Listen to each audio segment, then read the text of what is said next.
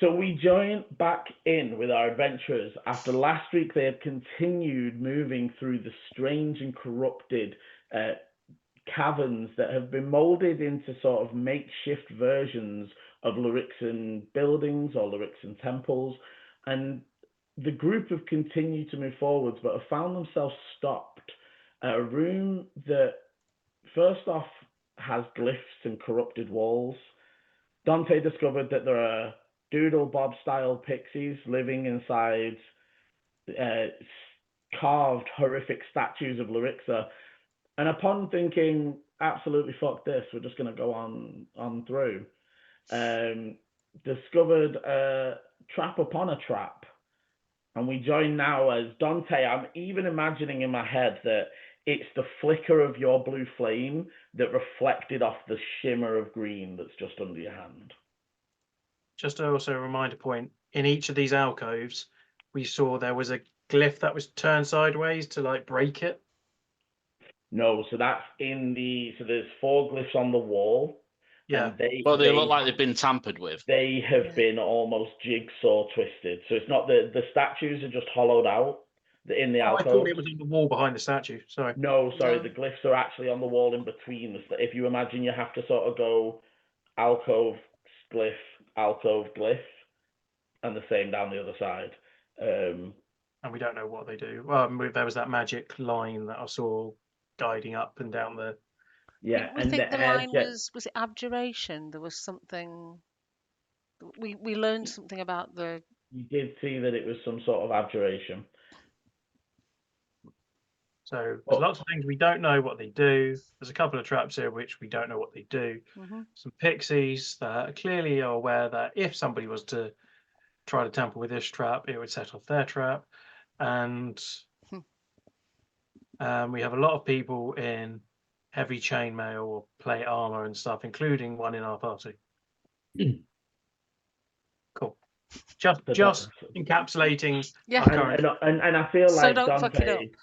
So Dante, because we're joining in with this moment, and it's like intense zoom in as all those thoughts are like processing through your head, and the flicker of blue flames is illuminating the green spots that are on the ground. Can you, firstly, is there any way of me being able to figure out what either of these traps do? I don't know. So the pressure plate, yes. The pixie dust, if it was a normal glyph, I'd say do an arcana, but unfortunately for you guys, pixies are just able to use their dust in the replacement of any sort of component required for spell things. So it could be anything. Cool. To be honest, if you turn around and gave me an arcana, I totally would have accepted it. If I was DM, I would not have let you. However, what I will say, because you do know a bit about Fey magic shit, this isn't the same as a glyph that you can't remove in other ways. So it's not like the issue, obviously, with doing like a straight blow is the distance, it's not carved into the rock. It is dust that is lying on top of the floor. If you can disturb it without being close enough to be within the range of whatever bullshit's in it.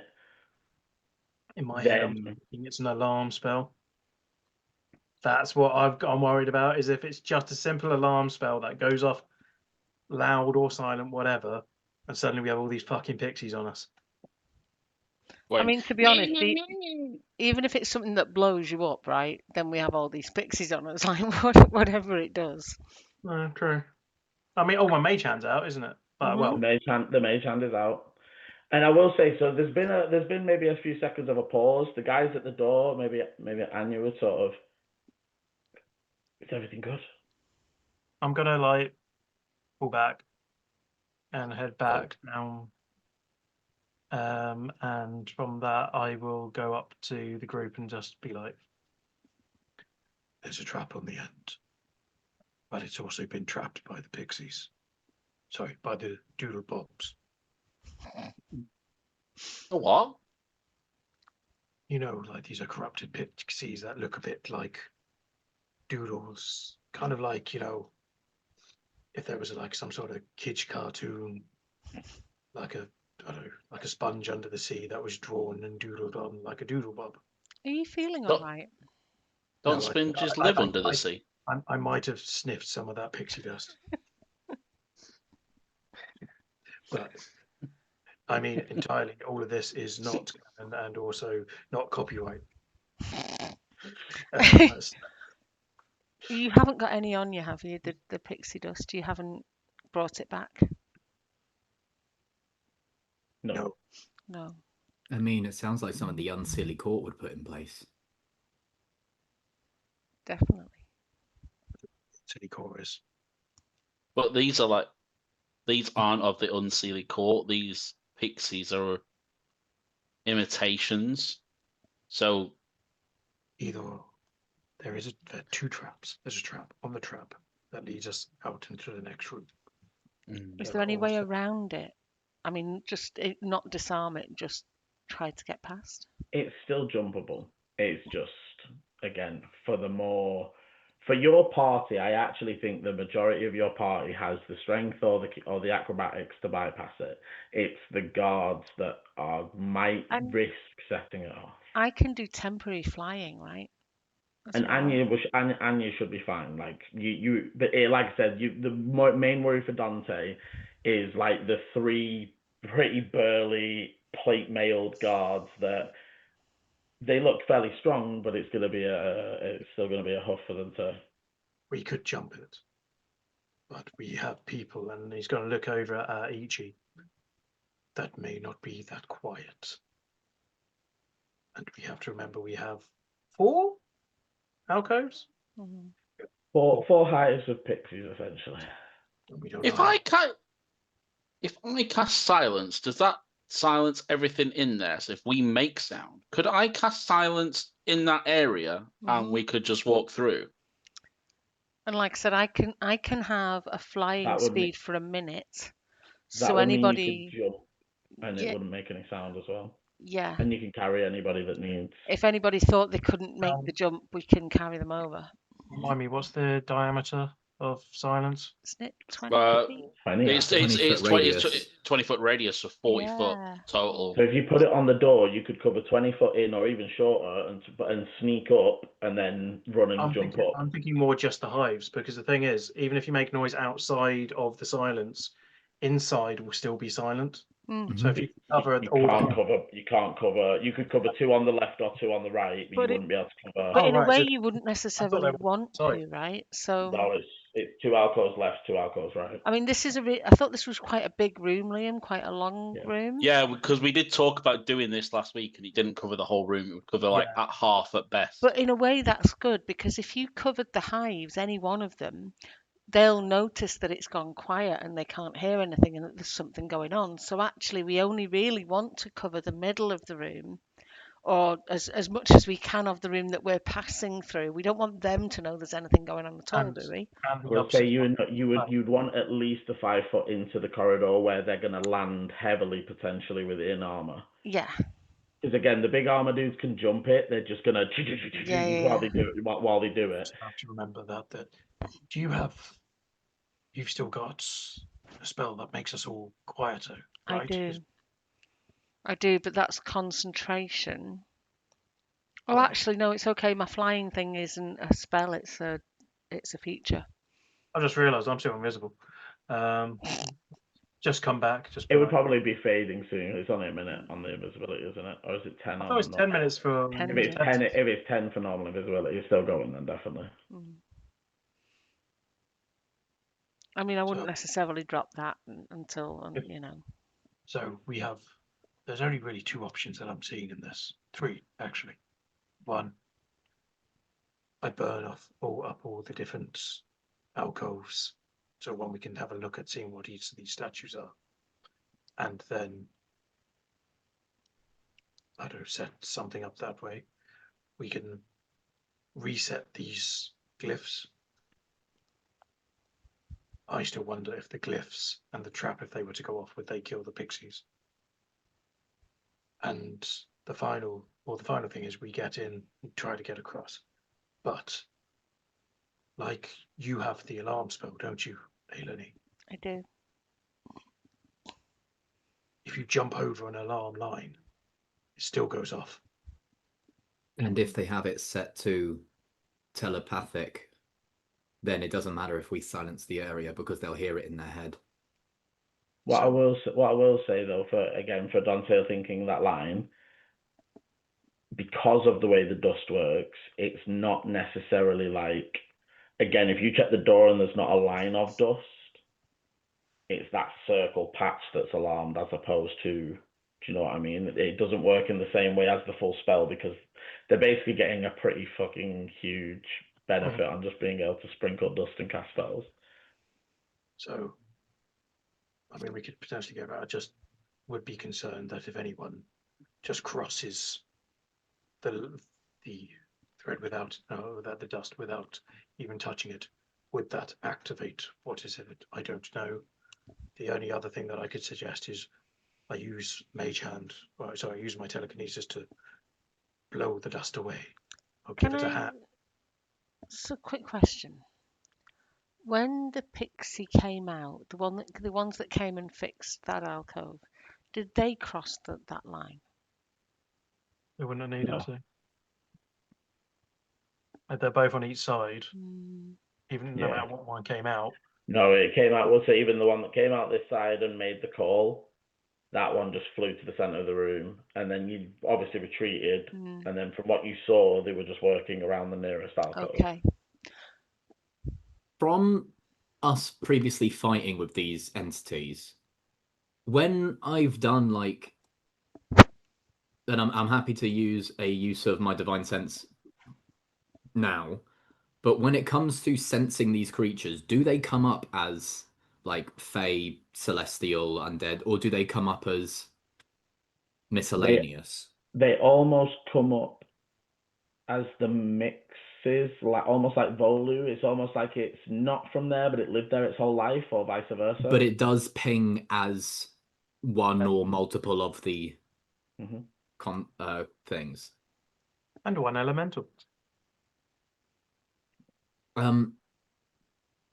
In terms of just making progress, if we try our best to get everyone to the same location, because last thing we want is for our group to be split and the pixies to come in the middle, because then, yes, we have the flank, but they have the home territory.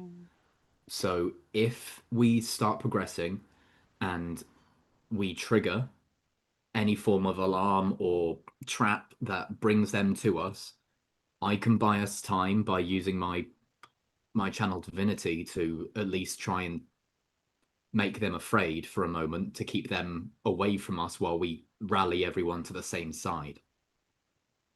I didn't realise Pass Without a Trace doesn't have a max number. No, it doesn't. No, it's within 30 feet. It has a max number by who can stand within 30 Yeah, feet, because obviously it's squares. But 30 feet's a decent range, right? Pick people up? No. Like, think of a festival. There's plenty of people involved in 30 feet. Right, but just thinking in terms of like the narrative moment, of the moment where people just start climbing on each other's shoulders and being there like, we're an adventuring party and we're on each other's shoulders. I would allow it for like an extra one in terms of Volu being carried or small characters being carried, but definitely if you are the same size or they're larger, you cannot just carry them to keep them in the spell range. They could maybe no. I'm gonna make this. I'm not gonna set this precedence. No. And did we agree ages You ago? almost had him then. Did we agree ages ago that it's the 30 feet when it's cast, or that they have to stay within 30 feet? Pretty sure we said it's 30 feet when it's cast. Yeah. Okay. Yeah. I always thought it was just when cast. Afterwards, it's you've got it until run out. Well, I suppose we don't know. We don't know what that pixie dust does.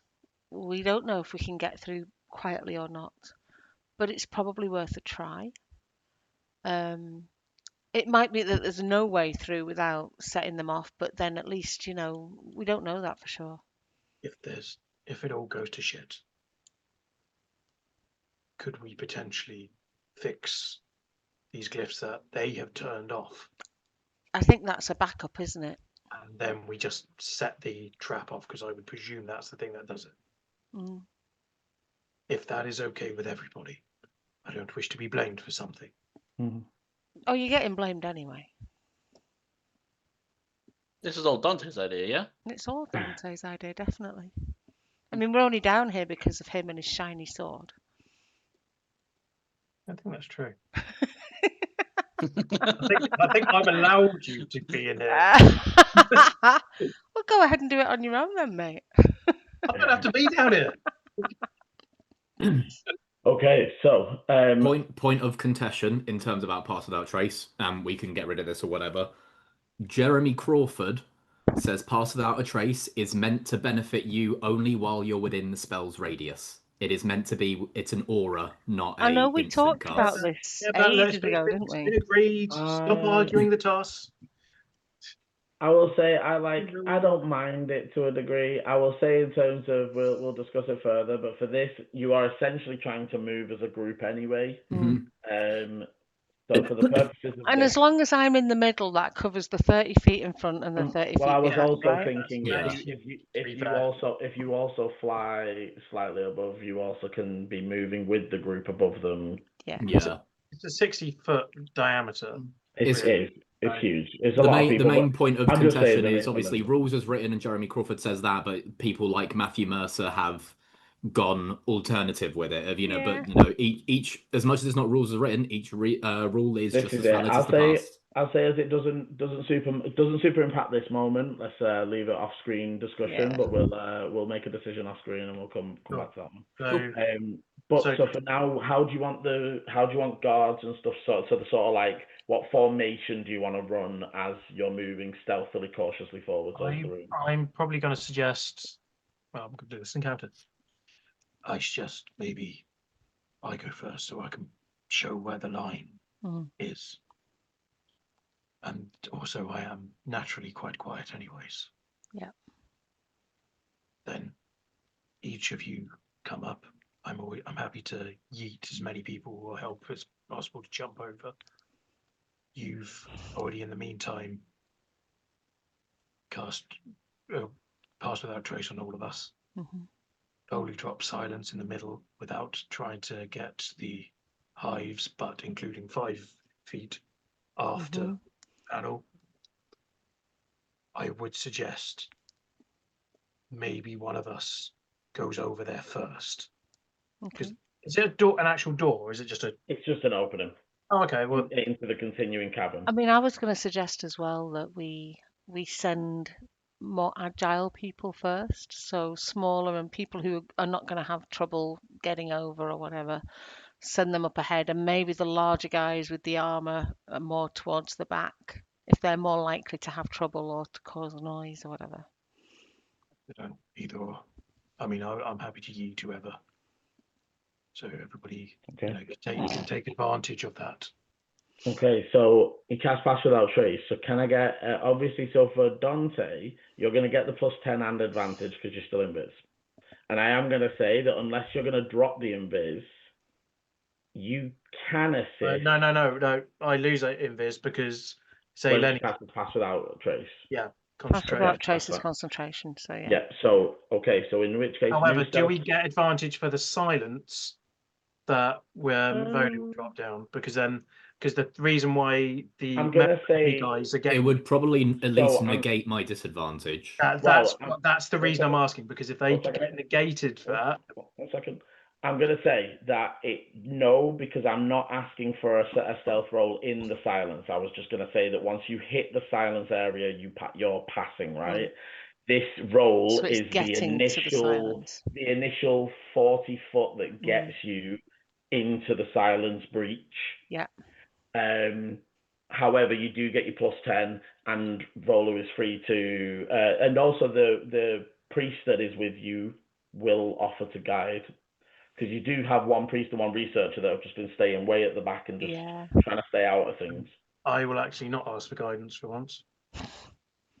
The priest you'll see will give one to one of the heavier, less agile looking guards. Mine will be 24. Volu, Harkon would sort of ask Volu, say, Volu, I've seen you for.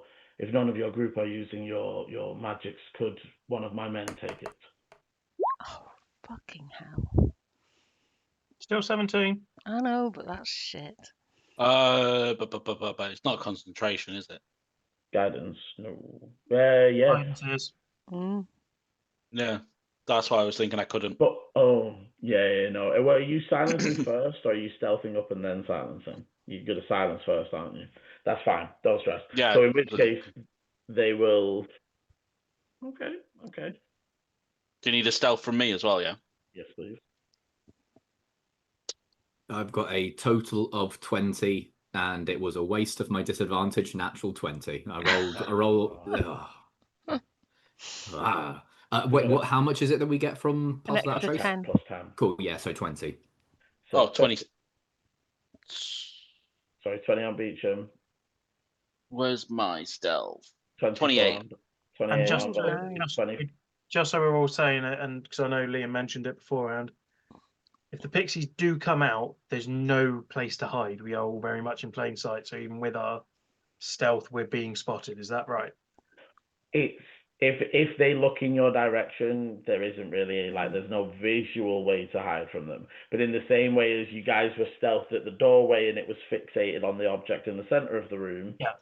if you can drag their attention, your stealth can run. But if it turns in your direction, there's a group of things in the room that weren't there before. But are we agreed that if it all goes pear-shaped and they do start coming out and attacking, we should run to the glyphs and twist the glyphs back into shape? Yeah. I'm actually going to have a mage hand because it's invisible anyways. Mm. Just at a glyph. Okay. I'll do it at the furthest one away. Mm. Yeah, that's fine. Okay, so so 24 on Dante, 28 on Volu, dirty 20 on well, not dirty, but 20 for Yep. Ichi. 17. With the plus 10. That's with the plus 10. Oh. Oh no. Eleni might actually be the noisiest one. Yeah. Because the guidance guards rolled an 11 with no plus for with your plus of 10 for a 21. Sorry, so who was guidanced? So one of the guards was guidance okay. from, but there was obviously the big dwarf with the battle axe and one of the others. So And those Harkin. two got a 21. Harkin got a 13. He has a plus 2, so he actually gets not awful. And Anya nat 20. Oh wow. Silent as a fucking mouse. Mm-hmm. And the researchers were on they rolled 8s and 9s, but it's still 18, 19. So at the minute, genuinely, Noisiest person. I mean, 6'6".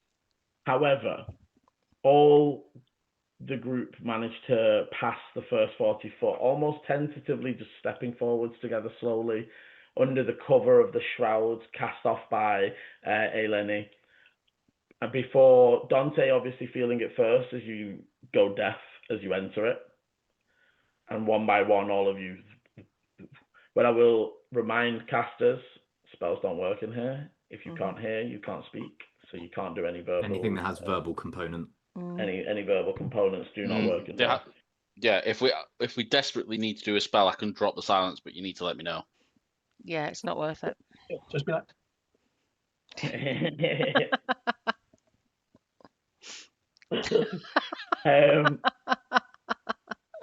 So Dante, you managed to move up and mark the spot, and I'm gonna put my sword just I don't know, a foot or two in front of it. Okay, and then the sort of. And then I'm gonna prep for, kind of like right, run up, jump on me, like yeet, and that's what I'm ready for. Okay, so I think there'd be a brief hesitation, but Anya would probably sort of step forwards. They run and jump, and with your assistance, fairly easily drop to the other side. You would see that they sort of continue to move just outside of the silence, but they're still like crouched in stealth, and they'd literally just stop to leave space for other people to land. Who wants to go next? So basically, and to be clear, people that aren't in heavy armor don't need to roll. It is, especially with Dante assisting, it is just a jump. And with you cancelling out the silence, it's, you know, essentially those not in any sort of heavy armor are free to just jump. No, we're going to run back at some point and we're just going to step on this fucking thing. Like on the way out, we're like, this was really successful. Click. Okay, so Voldu runs and jumps. I think Harkin would probably sort of step up and. Is anyone checking the doorway? Because we briefly mentioned that. As they cross it. Yeah. Anu, that's what Anu sort of crouched and started checking for. They don't see any like other dust or anything. Now that I've jumped over, can I see anything else? Do you want to give me an investigation? Harkin got a 13. Oh, but you see that their landing is heavy, but obviously in the silence, no noise. As they push on further, they will. Okay, yeah, no, you don't see anything. Harkin, you would see he starts sort of just jotting down something and showing Anya as the rest of you are sort of coming up. Who's next? I'll go. Okay, so give me an athletics. That's advantage. That's advantage because you're assisted by Dante. I'm assisting everyone, so everyone gets advantage. Yeah, my first roll is a 13. My second roll is an 8, so I'll take the 13. That is a 19 total. Okay, so you thrown high by Dante and almost like cushioned on the fall from Harkin. You would see as you land, and the rest of you can see, Anya's starting to sort of make a very slow steps up, just sort of creeping and seeing what they can see and checking for traps on, almost prepping the next corridor if you need to sprint up and away from something, right? Like you don't want to run into anything as much as you don't want to run back through anything. So they're almost just checking the next bit of corridor for traps. How big is this? How big is the distance that we're jumping? So the actual trap is about 5 foot, but because of the placement of the bits of dust, you jump in about 10. And again, like I said, for most strengths, for you guys, basically easy. And like you're cancelling out 90% of the issue, and this is why it's like it's not really it's only really the guards that are potentially going to struggle being in full plate. But with your assistance, it's pretty much cinched up. It's just a matter of rolls. So Ichi easily makes it across. One of the guards was sort of the dwarf with the heavy battle axe would sort of. To be fair, having heard you say that you can fly, Lenny, they would sort of just motion and just sort of say. Yeah, and I will use my, I think it's Writhing Tide, I think it's called. Is it that one? They sort of just motion for you to sort of take the great axe for them so that they can sort of, don't really put it away ever. So and then they'll take a running jump with the advantage. Oh, good job for the advantage. At 11, with the advantage, as you see that they like land, but they almost like roll forwards, and again that would have been a of armor across the stone, but in the silence, Harkin just cushions them to a stop and helps them to the feet and moves them to the next point. Final guard moves forwards. Okay, easily with the advantage with a 14 as they land on the other side. For the rest of you, you float up with your moths and float across. And Dante, a fairly easy step back, run forwards and jump. Not really an issue for you as you move through the room. And I've got an additional 10 feet. Anyways, long jump. Before Dante would go, the researcher and the priest, I need to remember they're down here with you. Researcher, so that's the tiefling that was casting off spells up above.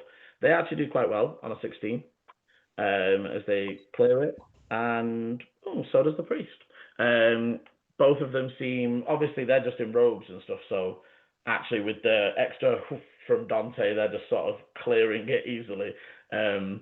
Maybe on the first one, Dante forgets it's not an armored person, and like, and Harker catching them on the other side. Before Dante is able to join. You would note that the researcher that is with you does have, because obviously they've got the researcher that does maps, but they're staying up that way to sort of pass information, but they've got the sort of rough maps. Okay. And they do put a large, like, black X on the door right in front of their rough map making to give to the actual calligrapher that will turn it into a map. But yeah, so they mark that trap is still there. Is on the map or on the floor door physically? No, on their map thing. I would like just to ask if I can just either paint or something just to mark something, so that when we're walking back, guys. Yeah, you've already seen the Anya using chalk to mark things, so you could very easily just motion for some chalk and give it a marking. You would also see as you're starting to move on and down the corridor that the researcher notes still corrupted, because again you haven't cleared. Like every other room, they sort of noted cleared corruption, like what the rooms you've actually like wiped. Yeah. That's the first room you sort of left as it was. Okay. And then they would sort of pause and sort of wait for those that are going to stealth forwards to do so, to give them the space, because they can't really move, or what, you know what I mean? Before you fall back into the formation.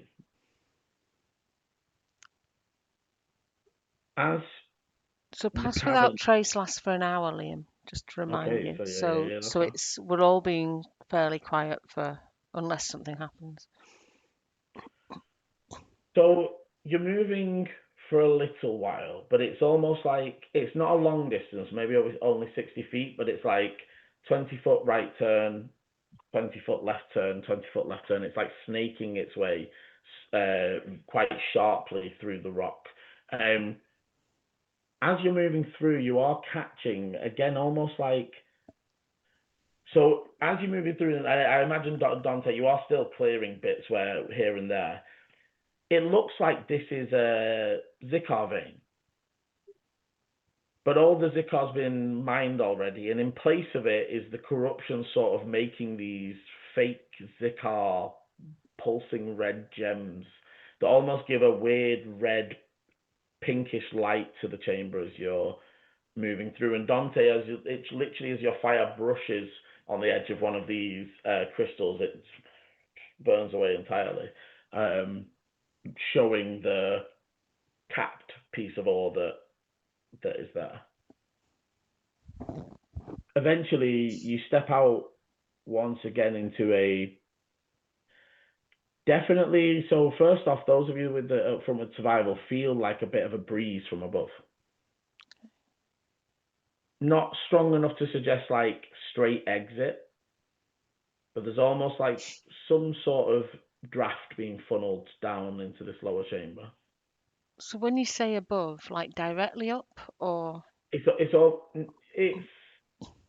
almost just like the wind sort of swirling. But as you're sort of looking, the only reason I would say up is the ceiling is still carved rock, and you know, the sort of ceiling that you've been seeing as you move through the normal cavern, but the walls are the replicated marble of the temple. So it's almost like, unless the corruption walls is letting the breeze through, it sort of probably there's only really... If I look up, can I see anything? Does it look like there's some kind of a chimney, or...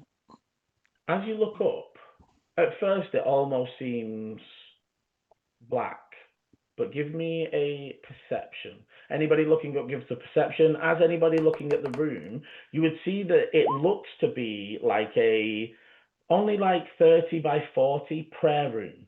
It almost looks to Ichi like there are a few not temples, like churches to Astera, if you imagine like classic Wild West church on the hill by a village, where it's literally a room and maybe a back room for the priest to prep in and that sort of thing, it reminds you of one of those that are still out in the desert near where the nomad tribes wander.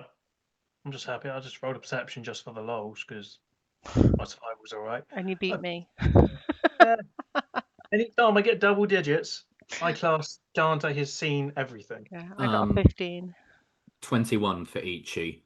Yeah, I'm Ichi. Fuck you. I see everything. So I say, as you're looking for Dante and Eleni, it almost just seems like it's shifting. Maybe like it's that sort of inky texture, like. But Ichi, as you... Is it like breath? Like someone's breathing? Well, as you're watching, it's almost like looking... And for Ichi, like bit of a head trip, and like as you sort of like looking at it. If you imagine that there was like a crowd of people, silhouetted, no faces or features, just a mass. Imagine a festival or any other such thing that just if you were... But instead of like floating above it, it's like you're standing on the ceiling above it. So it's like a bird eye view kind of thing of it. Almost as if you're walking along the ceiling of the chapel, of a packed chapel. And as you're obviously not stepping in, because I'm not going to assume you've stepped through the threshold or anything. But as you look,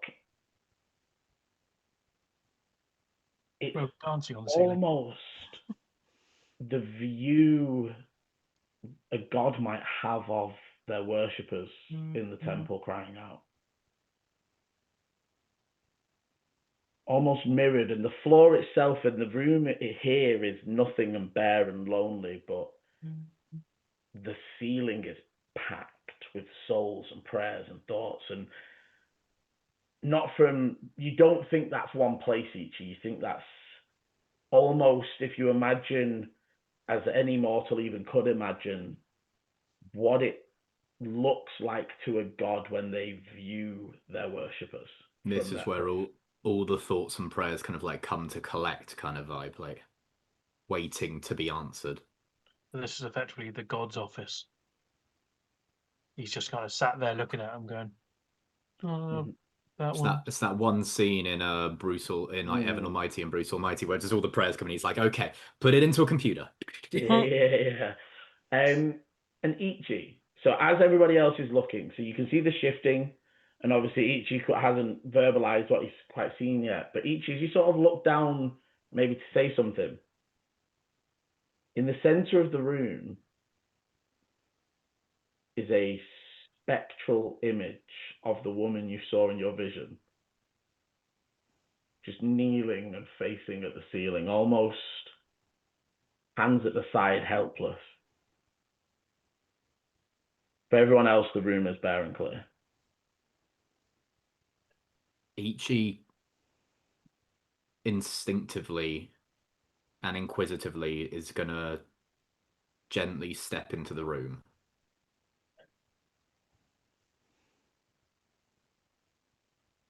Does anything happen upon crossing the threshold?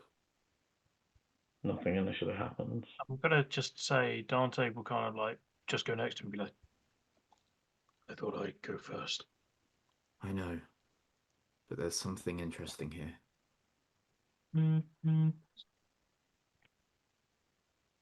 Dante will just kind of start to kind of go into a bit more of a fight pose. I think Anya will just quietly knock an arrow, like not pulled up draw, but like, and I think for all the other guards, they're not drawing weapons, but they're just going to put hands on weapons.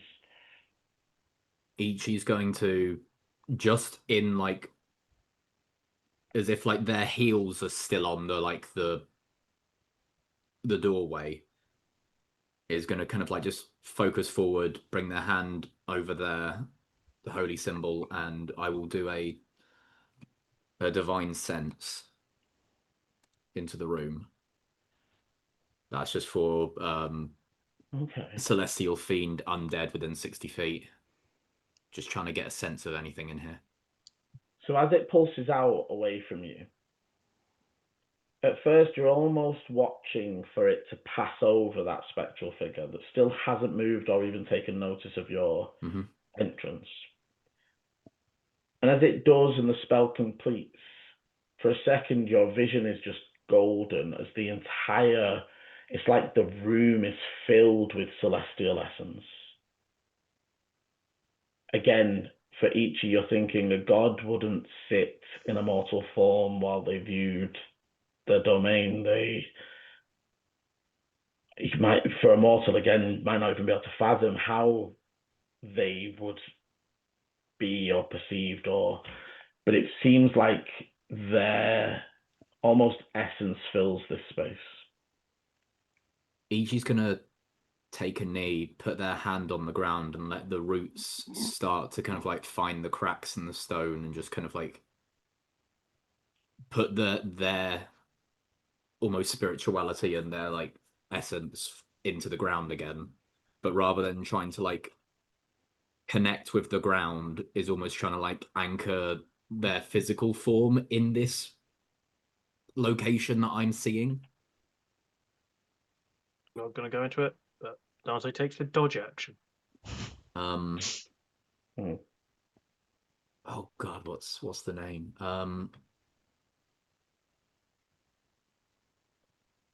Anyone on the edges of the room and Beecham as he does this can make an Arcana or a Religion.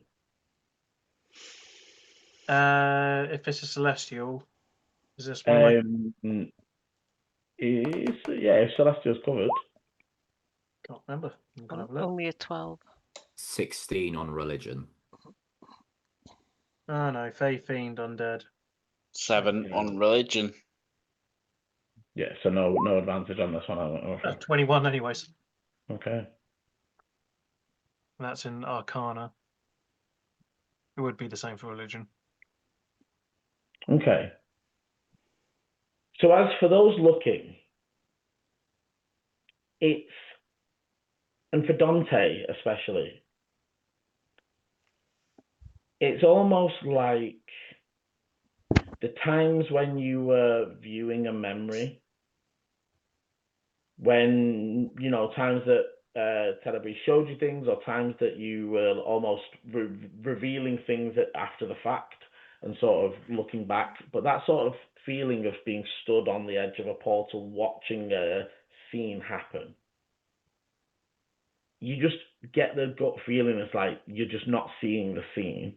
Like, that is what this is, but I can't see what is supposed to be in the picture frame.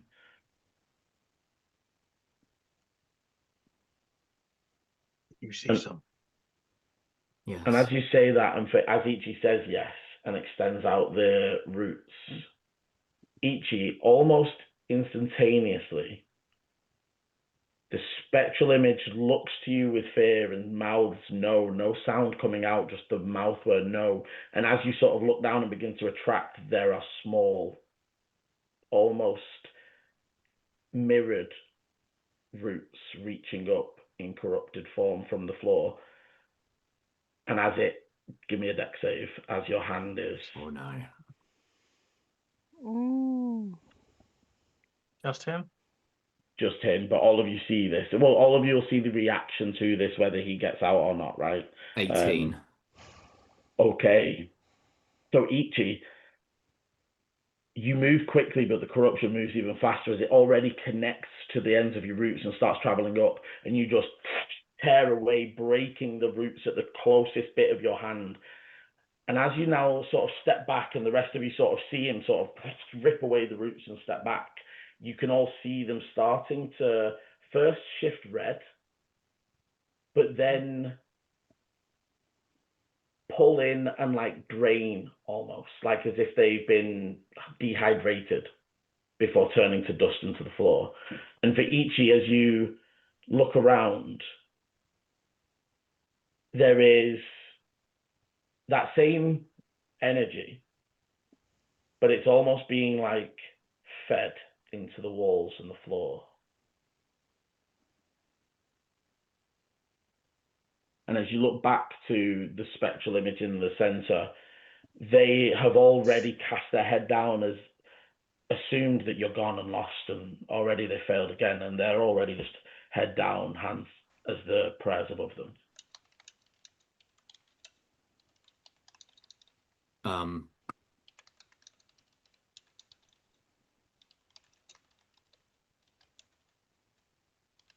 Oh God. I hit the roots if they're still there.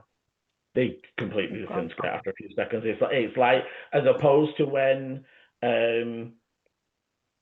the corruption takes over something, this room definitely seems to be like absorbing and processing. It's like it drained the roots of anything it was worth and turned it into like the remaining ash that just dusted into the floor.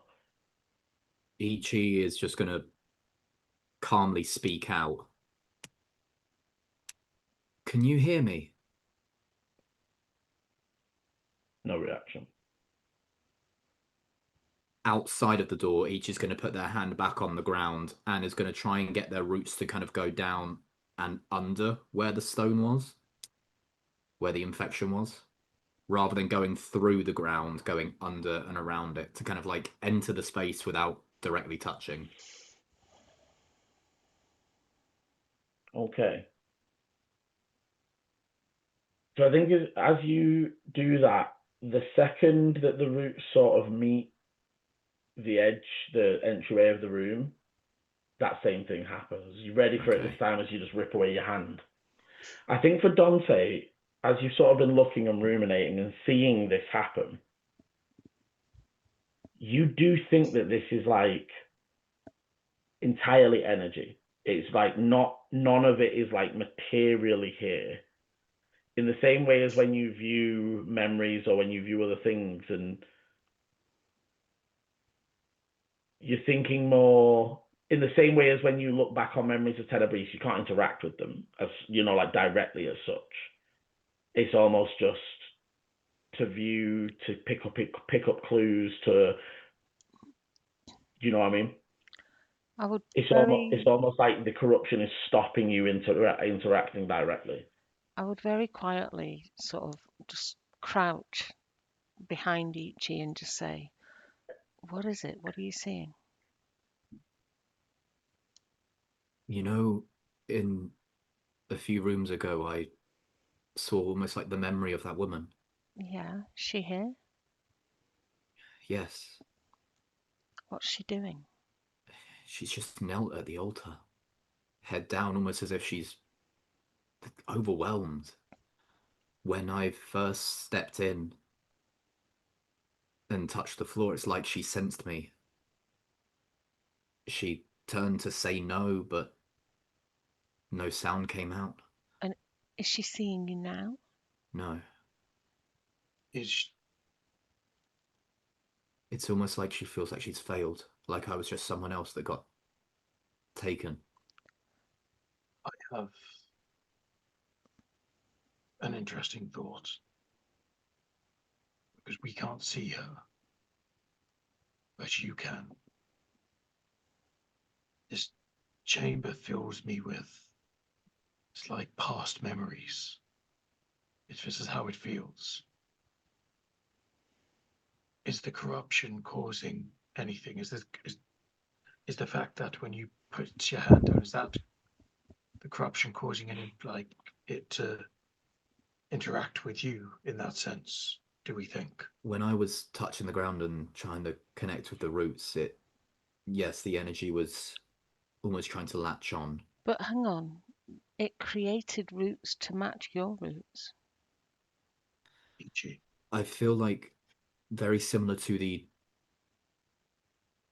weird drawings of pixies that it kind of brings to life.